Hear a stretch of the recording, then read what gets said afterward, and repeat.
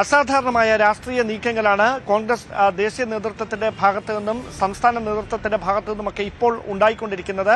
നമുക്കറിയാം, സൈബർ ഇടങ്ങളിൽ K C. വേണുഗോപാലിനും VD. സതീശനും രമേശ് ചെന്നിത്തലയ്ക്കും വേണ്ടി ചേരിതിരിഞ്ഞ് പ്രവർത്തകരും അനുഭാവികളും വലിയ തരത്തിൽ പ്രചാരണം കൊഴുപ്പിക്കുന്നതിനിടയിലാണ് എം.എൽ.എമാരുടെ പിന്തുണ ആർക്ക് ആണ് എന്ന് വ്യക്തമായി അറിയുന്നതിന് വേണ്ടി അജയ് മാക്കാനും മുകുൾ വാസ്നിക്കും ഉടൻ തലസ്ഥാനത്തേക്ക് എത്തുന്നത്. അവിടെ 63 കോൺഗ്രസ് എം.എൽ.എമാരെ നേരിൽ കണ്ടുകൊണ്ട് ഇവരുടെ പിന്തുണ ആർക്കാണ് എന്നറിയാനുള്ള ശ്രമമായിരിക്കും ഈ ഹൈക്കമാൻഡ് പ്രതിനിധികൾ നടത്തുക. അതേസമയം വി.ഡി. സതീശൻ ദേശീയ നേതൃത്വത്തിന് മുമ്പിൽ വ്യക്തമാക്കിയിരിക്കുന്നത് എം.എൽ.എമാരോട് രഹസ്യമായി ഓരോരുത്തരെയായി അടച്ചിട്ട മുറിയിൽ കാണാൻ ഇവർ തയ്യാറാകണമെന്ന ആവശ്യം വി.ഡി. സതീശൻ മുമ്പോട്ട് വെച്ചിട്ടുണ്ട്. അത് ഒരുപക്ഷെ ഹൈക്കമാൻഡ് അംഗീകരിക്കാൻ തന്നെയാണ് സാധ്യത. അങ്ങനെയെങ്കിൽ ഈ 63 എം.എൽ.എമാരിൽ ഭൂരിപക്ഷം എം.എൽ.എമാരുടെയും പിന്തുണ, അതായത് 46 എം.എൽ.എമാരുടെ പിന്തുണ കെ.സി. പക്ഷത്തിനാണ് എന്നാണ് കെ.സിയെ അനുകൂലിക്കുന്നവർ മുമ്പോട്ട് വെക്കുന്ന സൂചന. ശേഷിക്കുന്നവരിൽ രമേശ് ചെന്നിത്തലയെ അനുകൂലിക്കുന്നവരും വി.ഡി. സതീശനെ അനുകൂലിക്കുന്നവരുമുണ്ട്. പക്ഷേ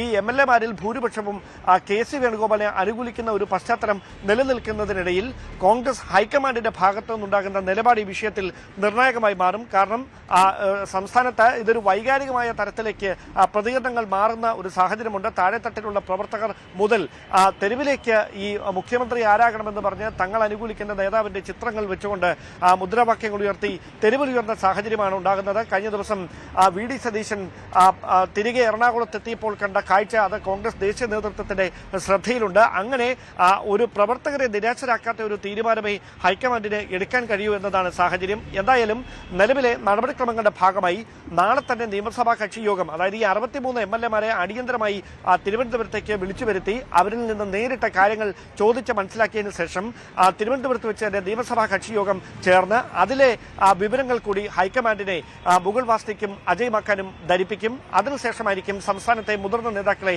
ഹൈക്കമാൻഡ് ഡൽഹിയിലേക്ക് വിളിപ്പിക്കുക. ഡൽഹിയിൽ വെച്ച് ഹൈക്കമാൻഡ് പ്രതിനിധികളുമായി ഈ കാര്യങ്ങളെല്ലാം വിശദമായി മുതിർന്ന നേതാക്കൾ ചർച്ച ചെയ്യും. പിന്നീട് ഗാന്ധി കുടുംബം എടുക്കുന്ന നിർണായകമായ തീരുമാനമായിരിക്കും സംസ്ഥാനത്ത് മുഖ്യമന്ത്രി കസേരയിലേക്ക് ആര് എന്ന ചോദ്യത്തിന് വ്യക്തമായ ഒരു ഉത്തരം നൽകുക. അവിടെ രാഹുൽ ഗാന്ധിയുടെയും സോണിയാഗാന്ധിയുടെയും നിലപാട് തന്നെ നിർണായകമായി മാറും എന്നാണ് വിലയിരുത്തപ്പെടുന്നത്. എന്തായാലും മഹാരാഷ്ട്രയുടെ ചർച്ചകൾക്ക് വേണ്ടിയെന്ന് പറഞ്ഞുകൊണ്ട് രമേശ് ചെന്നിത്തല ഇന്ന് രാവിലെ ഡൽഹിയിലേക്ക് തിരിച്ച ഒരു സാഹചര്യമുണ്ട്.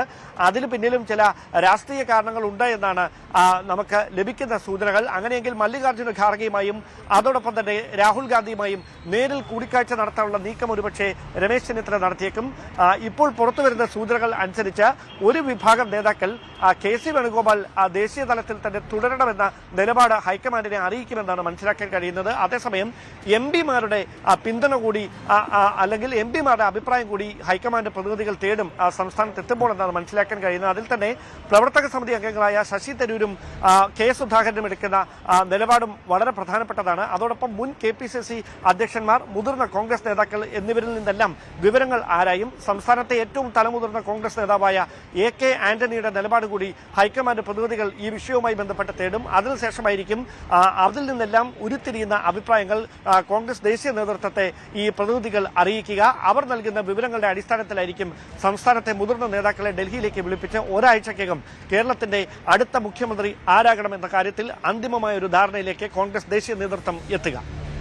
തീർച്ചയായും അവിടെ ഡാനി സൂചിപ്പിക്കുന്ന പോലെ തന്നെ കോൺഗ്രസിന്റെ ഏറ്റവും മുതിർന്ന നേതാക്കളെ കാണേണ്ടതുണ്ട്. സംഘടനാ ഭാരവാഹികളുമായി കൂടിയാലോചിക്കേണ്ടതുണ്ട്. അതോടൊപ്പം തന്നെ ഇപ്പോൾ തന്നെ ഘടകകക്ഷികൾ നമുക്കറിയാം, അതിൽ തന്നെ ലീഗാണ് ഏറ്റവും മുന്നിൽ നിൽക്കുന്നത്. പിന്നീട് RSP, പിന്നീട് കേരള കോൺഗ്രസ് ജോസഫ് വിഭാഗം, പിന്നീട് RSP. ഒരേ ഒരു അംഗങ്ങളെ മാത്രം സഭയിലേക്ക് എത്തിക്കാൻ പറ്റിയിട്ടുള്ള ഘടകകക്ഷികളും ഒക്കെയുണ്ട്. ഒരുപക്ഷെ ഈ നിരീക്ഷകർ ഇത്തരത്തിൽ ഘടകകക്ഷികളുടെ നിലപാട് കൂടി ആരായുന്നൊരു പശ്ചാത്തലമുണ്ടാകുമോ? നേരത്തെ തന്നെ പാണക്കാട് തങ്ങൾ വി.ഡി. സതീശനെ പിന്തുണയ്ച്ചു, പരസ്യ രഹസ്യ അല്ലെങ്കിൽ പരോക്ഷമായൊരു പിന്തുണ അദ്ദേഹത്തിൻ്റെ ഭാഗത്തു നിന്നുണ്ടായി എന്നൊക്കെയുള്ള വാർത്തകൾ നമുക്കറിയാമല്ലോ. അദ്ദേഹം വി.ഡി. സതീശന് കിട്ടിയ ഒരു അംഗീകാരം എന്ന നിലയിലൊക്കെ പ്രതികരിച്ചതും ഏറെ ചർച്ചയായതാണ്. അതുകൊണ്ട് തന്നെ ഘടകകക്ഷികളുടെ നിലപാട് കൂടി ആരാഞ്ഞ ശേഷം ആയിരിക്കില്ലേ ഒരു അന്തിമ തീരുമാനത്തിലേക്ക് പോകാൻ സാധ്യത?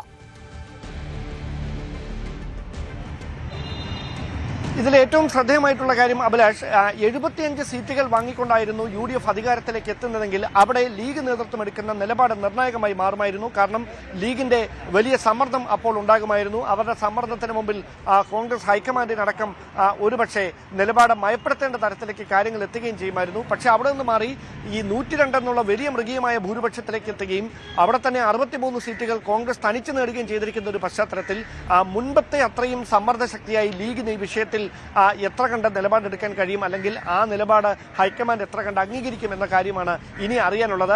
പരസ്യമായി തന്നെ കഴിഞ്ഞ ദിവസം സാദിഖ് അലി തങ്ങൾ അടക്കം നടത്തിയ പ്രതികരണങ്ങൾ VD സതീശന് അനുകൂലമായി എന്ന വ്യാഖ്യാനങ്ങൾ വന്നിരുന്നു. പക്ഷേ പിന്നീട് അവർ അതുമായി ബന്ധപ്പെട്ട് ചോദിച്ച വിശദീകരണങ്ങളോട് പ്രതികരിച്ചത് പ്രതിപക്ഷ നേതാവ് എന്ന നിലയിൽ VD സതീശൻ നടത്തിയ പ്രവർത്തനങ്ങളെക്കുറിച്ച് തങ്ങൾ അഭിപ്രായം പറയുകയാണ് ചെയ്തത് എന്ന കാര്യമാണ്. എന്തായാലും സംസ്ഥാനത്ത് നിന്ന് തന്നെ മത്സരിച്ച് ജയിച്ച ഒരാൾ മുഖ്യമന്ത്രി സ്ഥാനത്തേക്ക് എത്തണമെന്നതാണ് ലീഗ് നേതൃത്വത്തിന്റെ നിലപാടെന്നാണ് നമുക്ക് മനസ്സിലാക്കാൻ കഴിയുന്നത്. അതിൽ തന്നെ PK ബഷീർ, KM ഷാജി ഉൾപ്പെടെയുള്ളവർ VD സതീശന് വേണ്ടി വളരെ ശക്തമായി വാദിച്ചുകൊണ്ടിരിക്കുകയാണ്. ഇതിൽ ഏറ്റവും പ്രധാനപ്പെട്ട കാര്യം PK കുഞ്ഞാലിക്കുട്ടി ആരെ പിന്തുണയ്ക്കും എന്നുള്ളതാണ്. കഴിഞ്ഞ ഉമ്മൻചാണ്ടി മന്ത്രിസഭയിലടക്കം രമേശ് ചെന്നിത്തലയും കുഞ്ഞാലിക്കുട്ടിയുമെല്ലാം പ്രധാനപ്പെട്ട വകുപ്പുകൾ കൈകാര്യം ചെയ്തവരാണ്.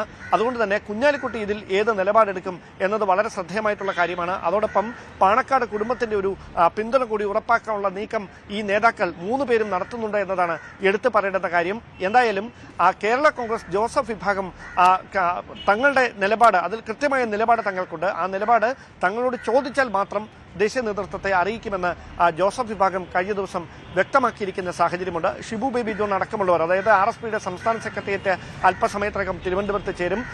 അവരും ആരെ പിന്തുണയ്ക്കണം, കാരണം ഇത് കോൺഗ്രസിന്റെ ആഭ്യന്തര കാര്യമാണ് എങ്കിലും നിലപാട് ചോദിച്ചാൽ വ്യക്തമായി ഒരു പേര് RSP നേതൃത്വം പറയുമെന്ന് തന്നെയാണ് മനസ്സിലാക്കാൻ കഴിയുന്നത്. എന്തായാലും ഈ ഘടകകക്ഷികളുടെ അടക്കം അഭിപ്രായം ആരായും ഹൈക്കമാൻഡ് പ്രതിനിധികൾ. അതുകൊണ്ട് തന്നെ എല്ലാ ഘടകകക്ഷികളുടെയും പിന്തുണ ഉറപ്പാക്കാനുള്ള ഒരു നീക്കം കൂടി 3 പ്രധാനപ്പെട്ട നേതാക്കളും നടത്തുന്നുണ്ട്. അതിനിടയിലാണ് ഈ പ്രവർത്തകർ സൈബർ ഇടങ്ങളിൽ നടത്തിക്കൊണ്ടിരിക്കുന്ന പോർവിളികൾ, പ്രചാരണങ്ങൾ അത് തെരുവിലേക്ക് വ്യാപിപ്പിക്കുന്ന ഒരു സാഹചര്യം ഉണ്ടായിരിക്കുന്നത്. അതുകൊണ്ട് തന്നെ ഇനി ഇത് വെച്ച് താമസിപ്പിച്ച് കൂടുതൽ വഷളാകുന്ന ഒരു നിലയിലേക്ക് എത്തുന്നതിന് മുമ്പ് തന്നെ സംസ്ഥാനത്തെ അടുത്ത മുഖ്യമന്ത്രി ആരാകണമെന്ന കാര്യത്തിൽ കോൺഗ്രസ് നേതൃത്വം എത്രയും പെട്ടെന്ന് തന്നെ ഒരു തീരുമാനത്തിലേക്ക് എത്താനുള്ള കൂടിയാലോചനകളും നീക്കങ്ങളുമാണ് ഇപ്പോൾ നടത്തിക്കൊണ്ടിരിക്കുന്നത്. കൂടുതൽ വാർത്തകൾക്ക് News 18 Keralam YouTube channel subscribe ചെയ്യുക.